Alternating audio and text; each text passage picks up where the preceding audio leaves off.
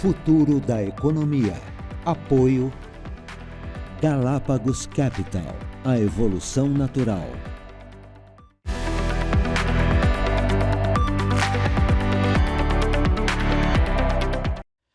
Você já deve ter percebido que o mundo anda meio bagunçado. Pois é, tem guerra no Irã, guerra na Europa, guerra também comercial. E não é só isso. Tem transição energética, será que ela flopou?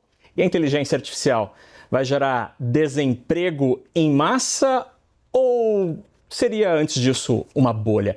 É claro que ninguém sabe a resposta de tantas perguntas, mas conversar e refletir sobre isso sempre vale a pena, principalmente quando a gente tem na roda um dos maiores jornalistas econômicos deste planeta, Richard Quest, âncora do Quest Means Business da CNN. Quem também está comigo aqui é Thaís Heredia, nossa analista e âncora da CNN, e o diretor de jornalismo da CNN em Brasília, Daniel Rittner. A partir deste momento a gente começa a conversa em inglês, mas a nossa tradução estará aqui embaixo. Richard, thank you so much to stay with us. It's a privilege to have you in São Paulo with our guys in CNN Brazil. Yeah, well, I'm only sorry that my Portuguese, I was going to say it's not good enough for us to talk. It's non-existent. So I really do need to work on that so that when I come back next time, at least we can do the beginnings part of it. Okay. So we start on geopolitics and everything happens in the world. We have some data, some IMF projections. IMF offer 3 different scenarios, and the first one is the better one with a 3% of GDP growth this year, 4 inflation around the world. But we have the second scenario, so 2.5 GDP and inflation above 5%, and a very bad scenario with 2% of growth and 6% plus inflation. Richard, what's your scenario? When they came out with that forecast, it was quite unusual that the IMF had been quite so specific in coming up with these 3 scenarios, because in a sense they were nailing their colours to the mast and saying this is what, this is the range that we think could happen, and they were very specific. We don't know yet which it's likely to be. We seem to suggest it's something between the lowest and the middle, because economies are adapting. We are getting used to these higher oil prices. Now, when we adapt, it doesn't mean to say there isn't an economic cost. It merely means we're pricing it in and economic growth is accommodating it accordingly. It's not a good thing, by the way. To adapt to these new scenarios is a necessity, but it is not going to be increasingly productive. But how do you see the strength of the economies, like the U.S. economies, the European economy, the strength to adapt and get out of the crisis that we have a lot of crises coming together. So what about the strength? The U.S. is by far the best economy to cope with the crisis that the U.S. has created. The reason being it is it is the largest producer of oil and exporter of oil. It has minimal actual effect. Don't get me wrong, the higher oil price affects them because oil is traded internationally and the price is set centrally on the global market. But there's no question, absolutely no question, of the US running out of oil or jet fuel or any of those other things. In addition to which, the US is the most agile, adaptive, vibrant economy because of Silicon Valley and because of the AI revolution taking place. The home of that revolution is the United States. So yes, Europe is absolutely screwed by all of this, no question about it. Southeast Asia, catastrophic for Southeast Asia. Central Latin America, again, very serious implications. But the United States, and sails majestically on, even though they caused this crisis to begin with. But do you think the U.S. can carry on, like bringing everyone with him and trying to keep the global No. growth? Can that train pull everybody up? No. The effects are starting to be felt. And I think, we're sitting here in Brazil, but if you spun the globe and looked at the position in Southeast Asia and ASEAN and those countries where there is a real risk of running out of fuel, where they are reducing the number of work days to save fuel, where people are literally not driving because they can't fill the cars or they can't put air conditioning on in their homes if they've got it. And then we haven't even seen the what I would describe as the secondary effects, the collateral effects, the fertilizer. We are so focused on jet fuel, heating oil, those sort of things. But last night I was talking to the CFO of a major company who said the first crop of the year is fine. It is the second and the third crop of the year that requires the fertilizer. The fertilizer, the mechanisms and the production process requires stuff coming out of the Gulf. And that's what's not happening. Daniel. Richard, let me propose a broader perspective. We have been told for decades, I was born in 1979, so at least for 47 years, we have been told about the undeniable benefits of globalization. What we are currently witnessing is a surge in economic nationalism, protectionism in trade barriers, a decline in multilateralism. What we are seeing now is, in your perspective, the death of globalization as we know, or are we going to have a new globalization, a re-globalization, perhaps a globalization? I think that's a very shrewd way of putting it and a very shrewd way of looking at it. And I think that you've nailed it. This talk of the end of globalization, it's way too overspoken. What the United States was attempting to do, what Donald Trump was wanting to do, is swing back the pendulum. Because there's no doubt, and I think that there's very few trade experts who would not agree, the US had been given a very difficult role. The China joins the WTO and essentially breaks all the rules. China, the US, everybody, Brazil as well, has eaten the US lunch when it comes to trade negotiations. And the US has put up with it. Donald Trump basically says, no more. Now, he does it in an extremely aggressive, arguably ham-fisted way. But he's basically saying, bring back production, bring it to the US. But he's also saying, we want fair economic terms. We want fair terms of trade. And I think, yes, Liberation Day, the tariffs have a highly political part, certainly as it comes to Brazil and the former President Bolsonaro and the various different 301 investigations. Absolutely. But longer term, Daniel, I think you're right. I think we're talking about a new form of globalization, one that is more equally balanced. I mean, you can't have a scenario where the largest country is running such a massive trade deficit with the rest of the world that is unsustainable, even if it is not so much on services. Longer term, you're talking about what you're saying, a rebalancing of global trade. And don't forget one final point. As Ngozi Okonjo-Iweala of the World Trade Organization says, 80% of world trade is still being done on WTO terms, not on Donald Trump's tariff terms. Looking for the future, 10, 20 years, who is the guy China? Who is the guy America in 20, 30 years? In what sense? Geopoliticals. What is the rule of China and US? Well, they have to coexist.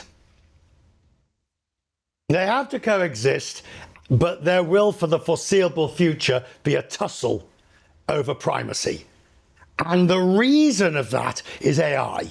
AI, digitization, cyber, all of these things, the giants are jockeying for primacy. Of course, it's leading to terrible fragmentation in terms of services, in terms of standards, in terms of whose side are you on. Those who are not with me are against me, is the cry these days. That was the significance of Trump-Xi. Could you find that commonality? My feeling is that even if you find it, we're still a long way from receiving it, simply because the stakes are so high. At the end of the day, Europe only has one or two, if that, AI giants. Mistral of France, there are a few others who are coming up, but essentially it's still a US game. China is determined that the US will not dominate this in the way it did in the previous time, but they can't do it. And that's the battle at the moment. It's because the strength of the dollar that you think it's going on, and I would ask you about the role of the South, the global South countries like Brazil or like India or. The role of the global South is extremely significant, but the global South can't get its act together. India arguably is the strongest of that. But we saw with oil the difficulty that India found itself in. We had the sanctions against Russia. You have Modi doing a deal with Russia. The US basically threatens. A sort of messy detente is reached. India and then you've got the whole business of HP1 visas. You've got, I mean, there's an entire raft of issues, but they are managing to sort them out. I think the global South on this side of the Atlantic and the Pacific is very different. There is almost seemingly zero bargaining power back against the United States. Brazil may try, and it has tried, but the ability of the US to clobber economically countries in this region is quite extraordinary. And add in the Central America part, these attacks on boats. On alleged drug running boats, you see the hegemony of the US very firmly against this part of the hemisphere. But just to follow up with Fernando said about the major role of the US and China in this scenario, but not talking about Trump in the government in 10 years. Where do you see the balance of the countries and the... It's like a new Cold War. I'm not going there. It's way too...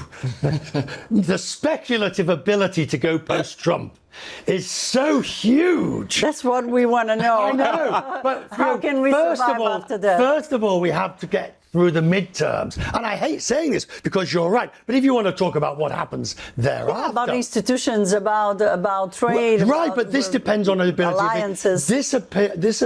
Okay, so Trump leaves office in 2.5 years' time. There is no one that is going to be able to follow on in quite the same way.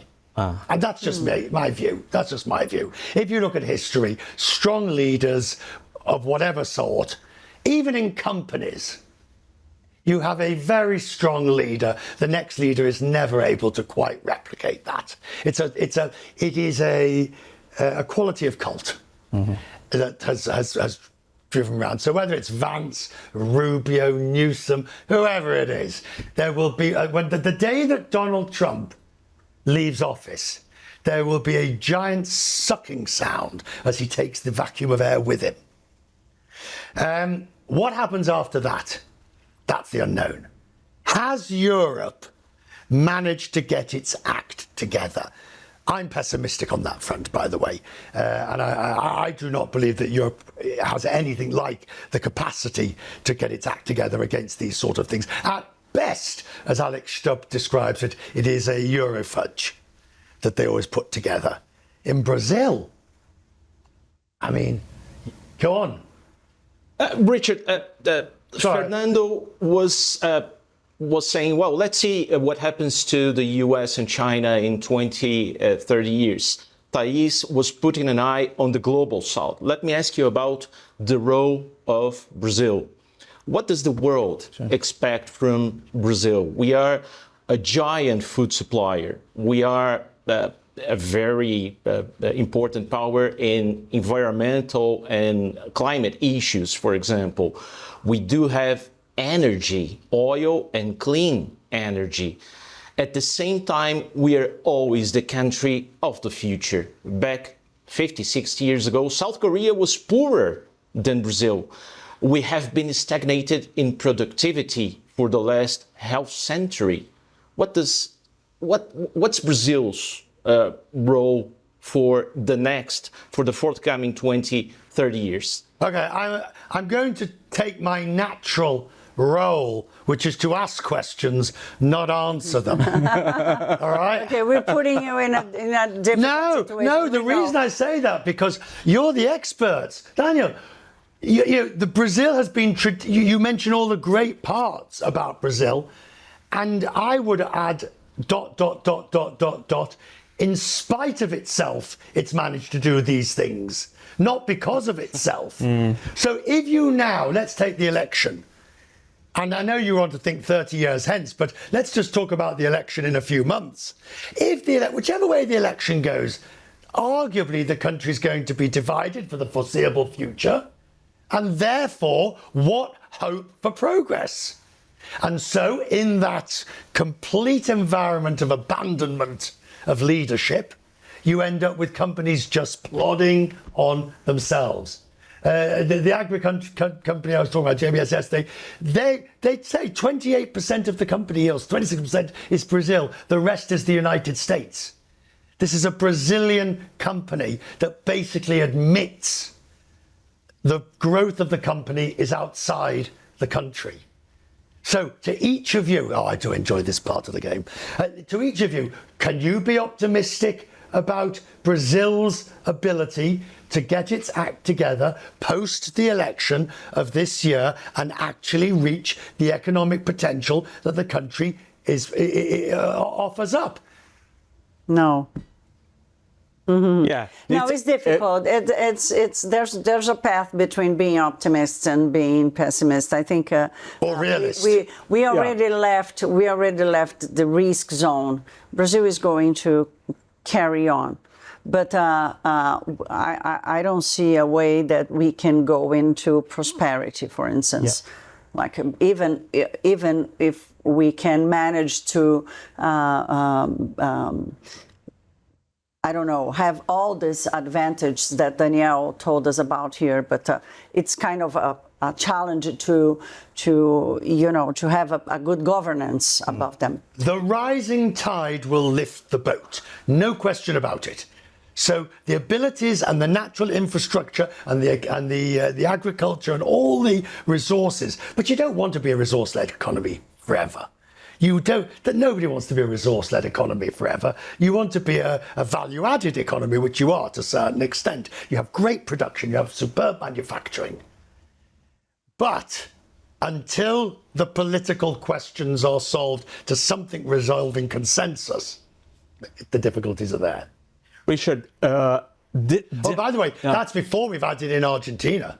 That's another issue. Well, no, you have to add in your neighbours, because obviously whether it's Mercosur, whatever the trading group is in the region, whether it's NAFTA, right. whether it's whatever it's called, the post after NAFTA, MCA, North America trade area, whatever happens there, you have to throw all of those into the mix. Yeah.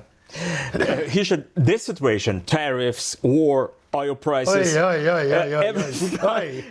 I'm depressed. Everything fine in inflation, prices, and then interest rates. We are going to this world. More, the money will be expensive. We are ready to this planet with expensive cost of money.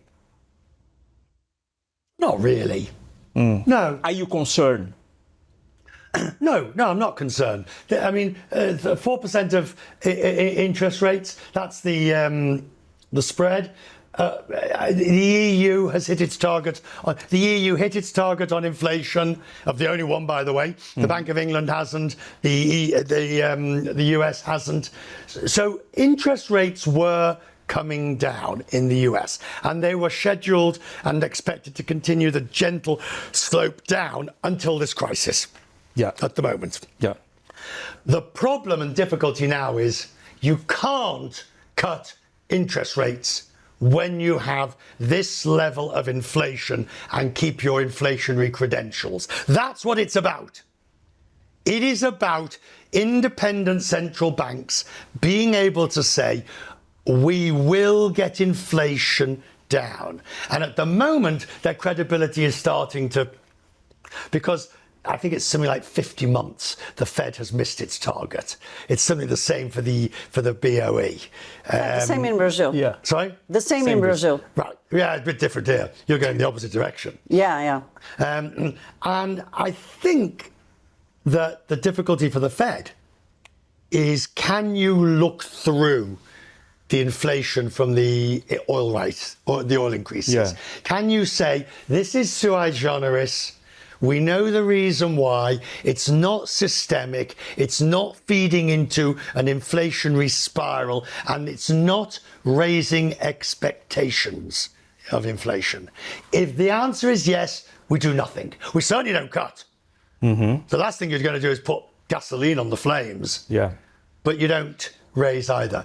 My feeling is, if this war, back to the IMF, if the third scenario or the second to third scenario becomes more realistic, then you're in a very, then you have what, I think you're too young, Daniel, in 79. I think you're too young. I'm not, being 62. Not younger than you. But, you know, stagflation.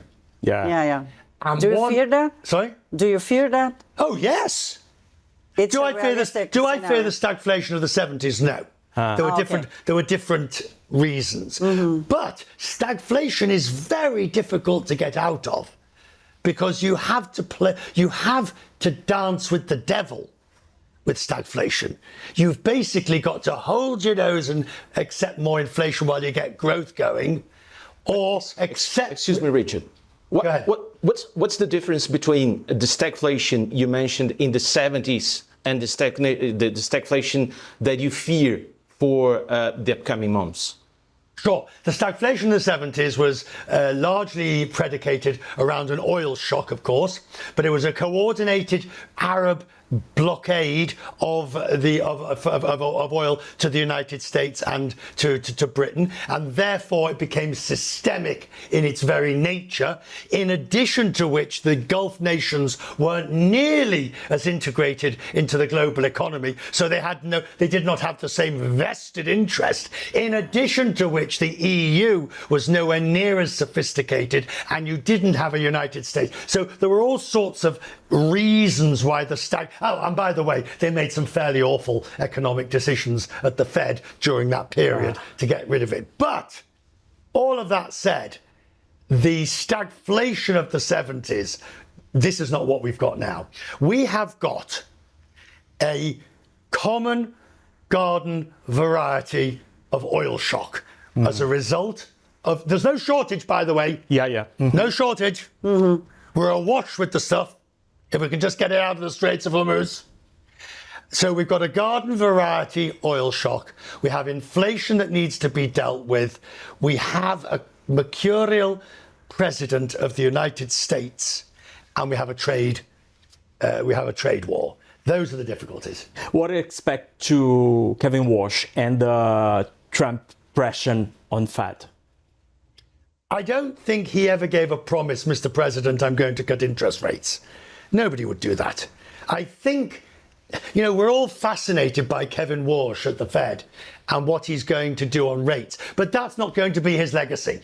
That really isn't going to be Kevin Walsh. Kevin Walsh's legacy is going to be the reforming of US monetary policy and the balance sheet. Yeah. Yes, you're going to go to sleep at this point. I recognize now is the time to go and get your café con leche, because as I'm talking about, reform of monetary policy of the Fed, Oh my goodness. Exactly.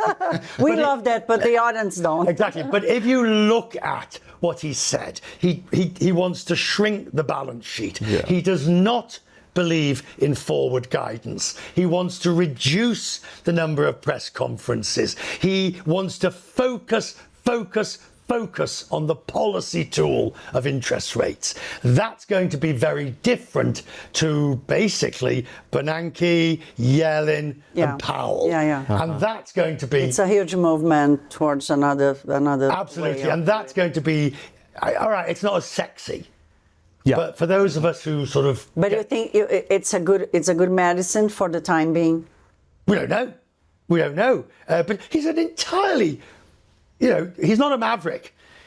He's not like Stephen Mears, who just joined the Fed and wants to cut interest rates even now. Kevin Walsh is a strongly respected former governor of the Fed who knows what he's doing and has some particular views about monetary policy that he's going to enforce. But he is only, when it comes to interest rates, he is only one of 12 votes on the FOMC. Yeah. And Mr. President Trump understand. Completely.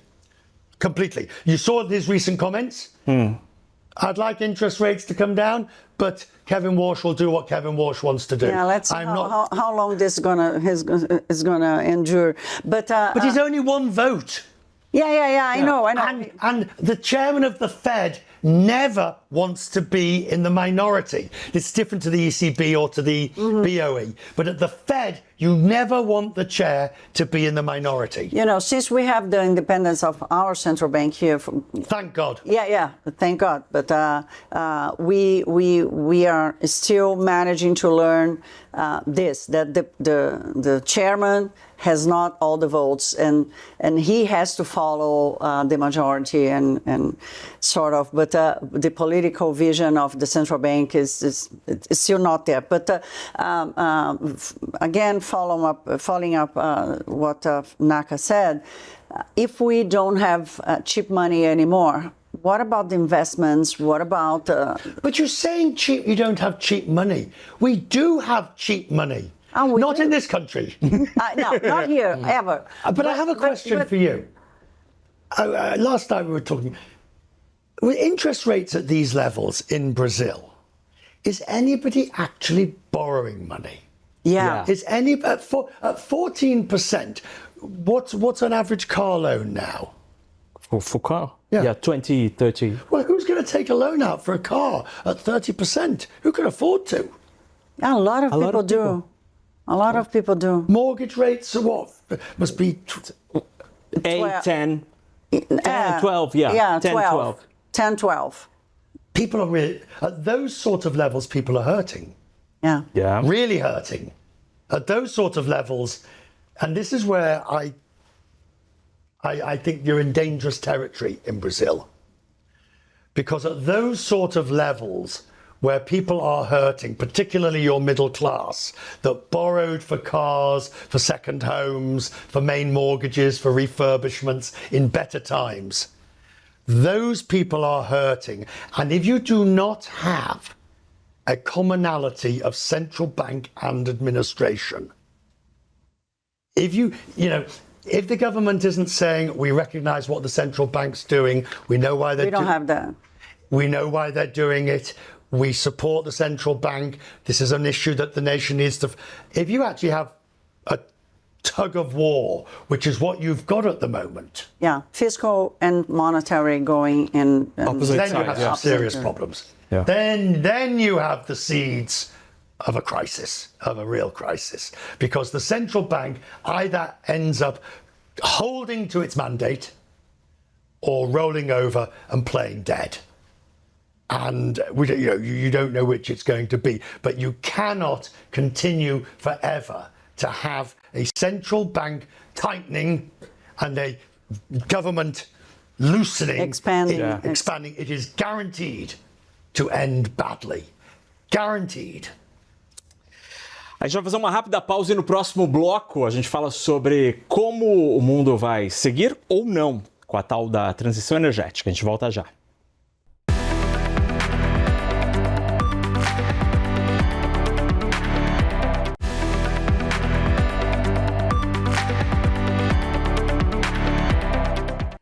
Estamos de volta nesse programa especial com Richard Quest falando do futuro da economia. E agora a gente fala de um assunto que o mundo tem se debruçado, mas tem muita gente que tem dúvida sobre transição energética. Os números são: the number of energy transition is huge. It's absolutely crazy numbers. 2.3 trillion in investment this year, 8% plus in a year.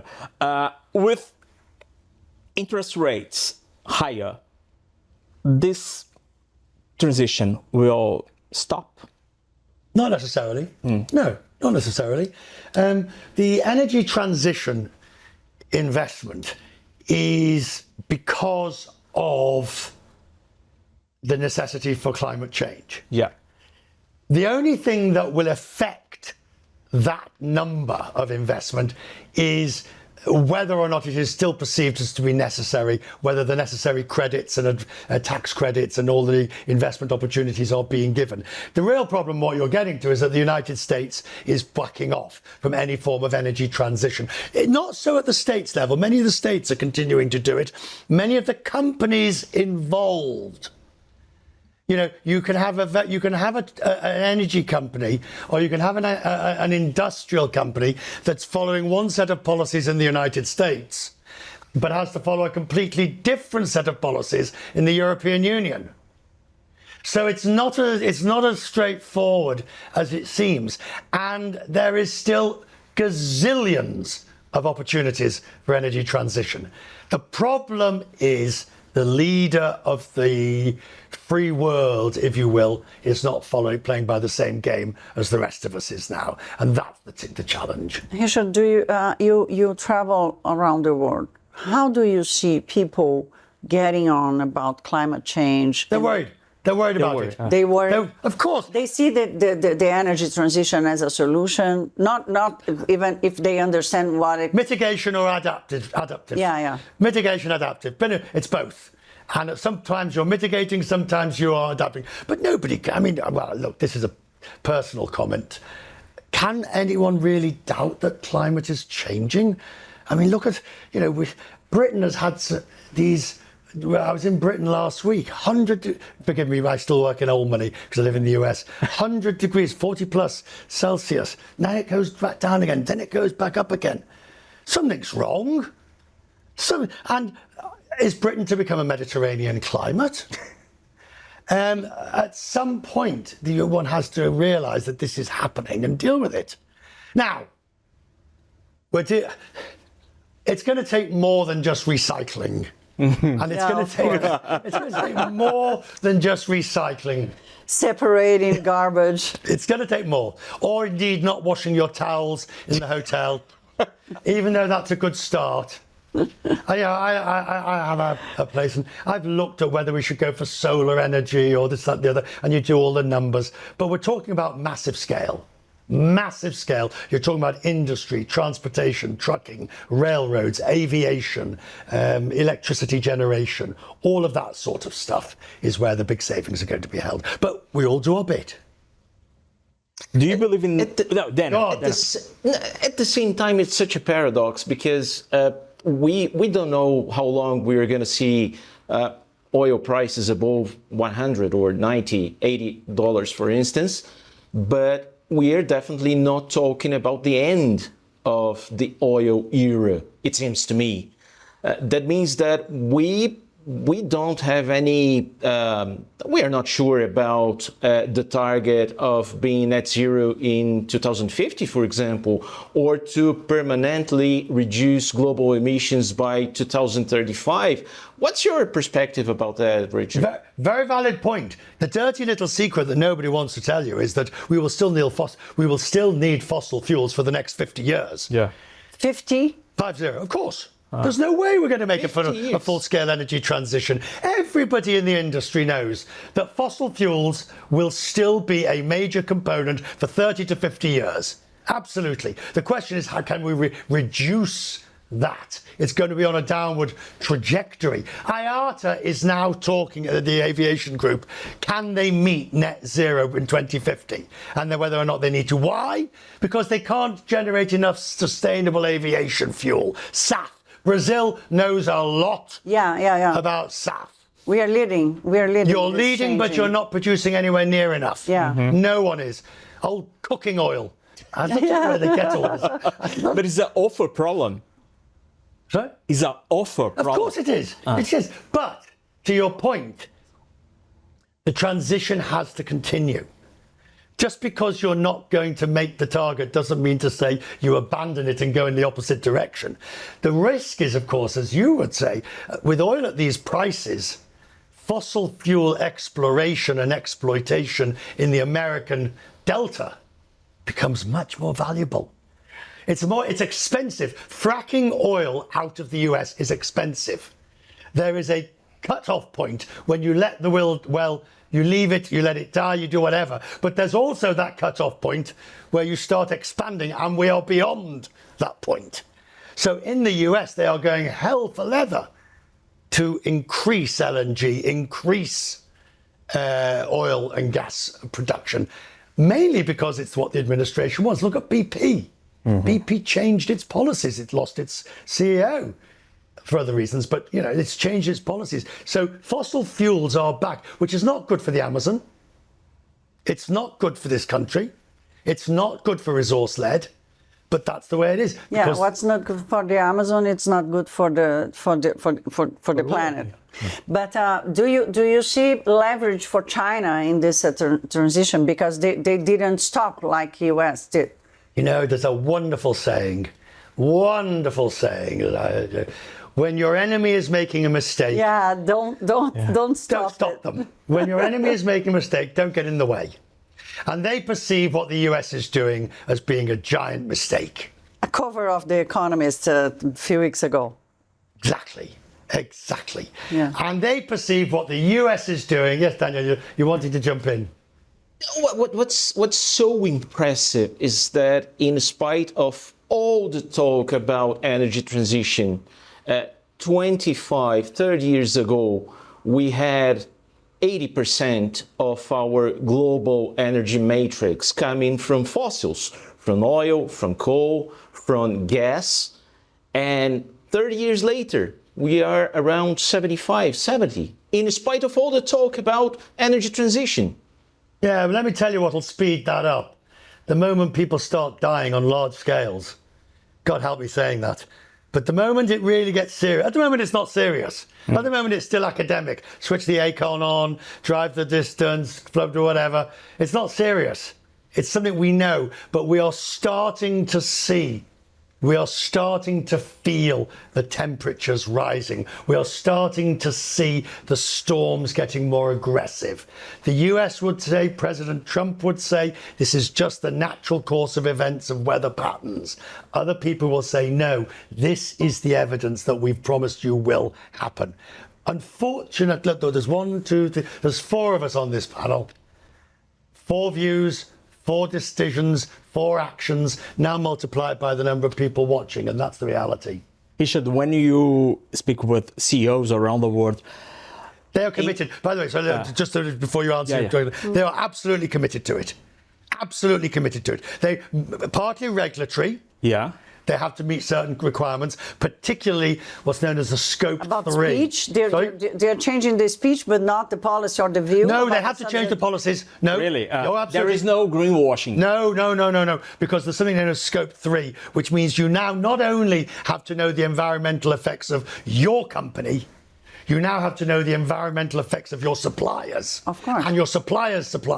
It has to do with costs. And that was a very clever move to ensure Of course, there's greenwashing going on, but most CEOs will proudly now point to real improvements because they've got kids.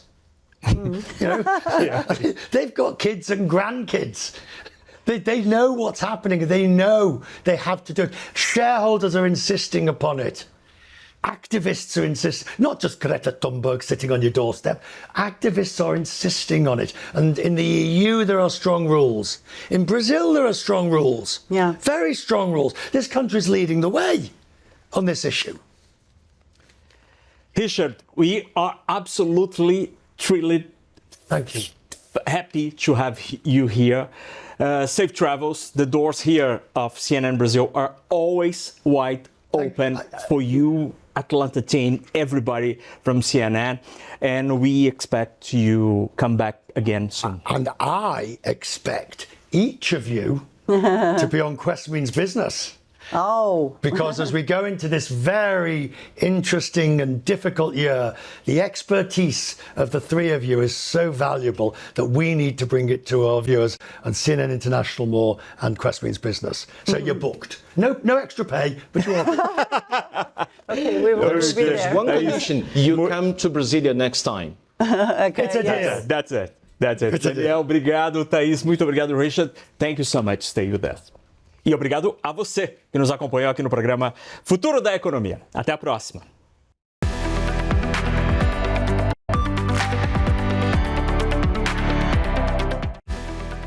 Futuro da Economia. Apoio Galápagos Capital. A evolução natural.